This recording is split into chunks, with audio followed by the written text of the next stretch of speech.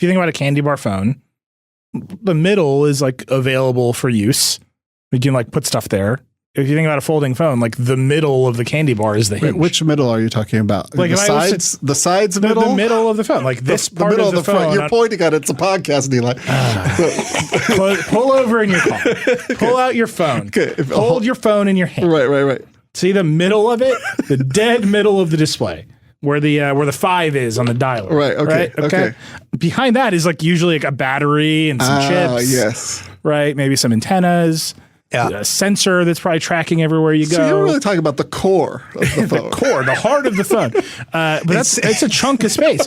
A folding phone is like a bunch of moving parts. Yes.